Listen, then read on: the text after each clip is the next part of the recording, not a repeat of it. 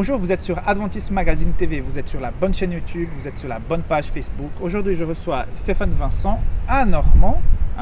Bonjour Ixon. Tu es donc responsable au niveau de l'Union franco-belge des émissions radio. Donc, avant de parler de tout ça, qui est très intéressant, peux-tu te présenter? Donc, les gens savent déjà que tu es normand, mais en plus de ça. En plus de ça, donc, j'ai une famille, j'ai 3 enfants, une fille de 19 ans, un fils de 16 ans et une petite de 9 ans. Donc j'ai de quoi m'occuper. Bien sûr. Et puis j'habite en Normandie, près d'Étretat, pour ceux qui connaissent. Très bien, belle région d'ailleurs. C'est ça, oui. Alors Stéphane, par rapport à ton ministère, donc tu es passionné par la radio. Il me semble que tu étais dans la radio déjà il y a très longtemps. Tu es vraiment imbibé par la radio. J'ai commencé la radio à 14 ans. D'accord. Donc c'est une histoire qui a quasiment mon âge. C'est dans ton ADN. Oui, c'est ça. Donc je suis tombé dedans quand j'étais tout jeune. Et puis j'en suis jamais sorti parce que je me suis toujours senti appelé par ce média-là. D'accord. Et on m'a appelé aussi à le faire vivre. D'accord. Alors, en quoi consiste ton ministère aujourd'hui, ton travail? Alors aujourd'hui, je travaille à l'Union franco-belge. Il y a un studio qui s'appelle le Studio d'Ulysse.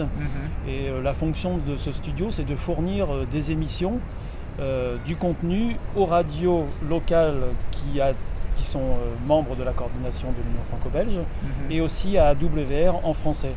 Donc le contenu pour les radios locales, ce sont des chroniques de 6 minutes en général, sur la santé, sur la famille, l'éducation, mais aussi sur la Bible bien évidemment. Et puis pour AWR, je fournis tous les jours, quotidiennement, un magazine de 30 minutes en français qui aborde aussi ces mêmes sujets. Alors, si je comprends bien, en France, l'Union n'est pas propriétaire des radios. Vous fournissez à ces radios du contenu pour qu'elles puissent avoir du matériel pour avoir leurs émissions quotidiennes. Chaque radio est indépendante, autonome, aussi bien financièrement que juridiquement et que au niveau de sa programmation, de son orientation.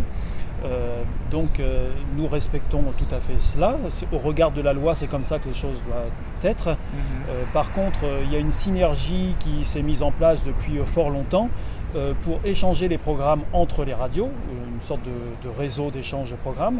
Et puis, comme ces radios sont très impliquées dans la vie de leur localité, notamment sur les aspects culturels, les aspects sociaux, eh bien, nous, au niveau de l'Union, nous leur apportons le contenu qui correspond aux valeurs de notre Église, c'est-à-dire, je le disais, santé, Bible, et puis aussi famille, etc. Voilà. D'accord.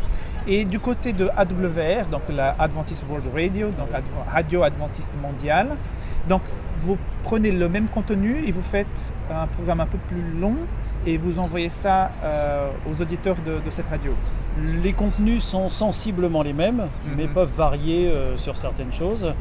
Par exemple, sur AWR, chaque dimanche, on retrouve l'école du sabbat en parler sur l'antenne. Chaque radio ne diffuse pas spécialement ce contenu-là.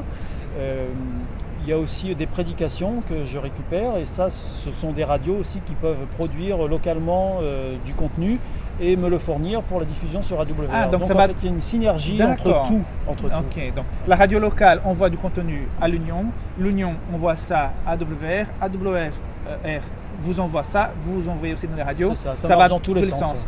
Et donc, tu es à quelque part le hub qui reçoit et qui envoie ça. On peut dire ça, oui. Ouais. Et qui produit aussi. Et qui produit et qui travaille sur différents sujets qui ne sont pas simplement du contenu, mais qui sont aussi de la représentation dans certaines plateformes où il faut être, notamment à la Fédération protestante de France où nous représentons l'Église adventiste, et puis dans certaines instances où les choses se décident sur l'avenir des radios, le CSA, ce genre de choses. D'accord. Alors, si nous parlions de résultats, par exemple, combien de personnes se connectent à AWR pour pouvoir entendre les émissions en français? Alors, nous avons des statistiques assez précises qui nous disent que nous avons actuellement plus de 300 000 téléchargements par jour depuis le site awr.org et uniquement pour la langue française, parce que AWR propose bien d'autres Alors, on langues. n'est pas en train de parler de téléchargement par mois, c'est par jour. Par jour. 300 000 par jour. Oui. C'est énorme ça. Oui, on a été les premiers surpris quand on a découvert ces statistiques. Évidemment, c'est un véritable encouragement parce que c'est très stimulant de voir qu'il y a autant de gens qui peuvent nous écouter. Maintenant, ça nous pose des questions parce que qu'est-ce qu'on fait après ça? Avoir tout ce monde qui nous écoute, ça nécessite forcément de réfléchir à une stratégie qui permet d'aller un peu plus loin dans la démarche. Certains peuvent nous entendre et dire mais tous ces téléchargements viennent d'Afrique, viennent d'autres régions du monde, mais est-ce que les Français téléchargent aussi? Alors c'est ce qu'on pensait, mais on s'est rendu compte que majoritairement ces téléchargements étaient faits en France, depuis la France métropolitaine. Et ça pose évidemment question, parce qu'en France il y a 14 000 adventistes, à peu près, 14 ou 16 000, enfin c'est dans ces chiffres-là. Et si on considère qu'il y a 200 000 téléchargements depuis la France, il y a beaucoup de Français qui nous écoutent. Il y a beaucoup de Français qui ne sont pas adventistes qui nous écoutent. Mais c'est encourageant. C'est une très bonne nouvelle. Ouais. Et quels sont les projets d'avenir? Alors actuellement, depuis plus d'un an maintenant, nous travaillons à la mise en place d'un réseau en DAB+. Alors le DAB+, c'est la radio numérique pour les personnes qui ne savent pas encore de quoi il s'agit. Je crois qu'en Suisse, vous connaissez déjà ça mieux qu'en France. Tout à fait. Donc bientôt, il n'y aura plus de FM. Ça va tout disparaître dans quelques années. Oui, dans quelques années, on peut penser que la FM pourrait disparaître en France. Et donc les radios doivent opérer une transition vers la radio numérique. Et à cette occasion, nous cherchons à créer un réseau en France en numérique. La principale occupation pour l'instant, c'est d'essayer d'obtenir une fréquence à Paris, en région parisienne, puisqu'évidemment il y a 10 millions de personnes sur Paris et on pourrait toucher avec une radio beaucoup de gens sur cette ville et en même temps continuer à proposer nos contenus aux autres radios qui font partie de cette coordination de l'Union franco-belge. D'accord, et si des nouvelles radios apparaissent en France, elles doivent contacter l'Union pour savoir si elles peuvent bénéficier. Vous incitez aussi l'implantation de nouvelles radios? Alors, mon rôle, c'est de maintenir le réseau actuel et en même temps de le développer. Donc évidemment, on cherche par tous les moyens à développer ce réseau de radio, à développer ce patrimoine que nous avons depuis plus de 30 ans maintenant en France. Ben oui, vous êtes des pionniers. Voilà, donc si vous nous entendez et si jamais vous avez cette passion, cette curiosité pour la radio, sachez que peut-être vous pourriez faire partir de ce réseau et faire en sorte que le message que nous avons puisse atteindre le maximum de personnes en France, dans la francophonie en général. Hein. Tout à fait. Donc voilà, Stéphane Vincent et son ministère.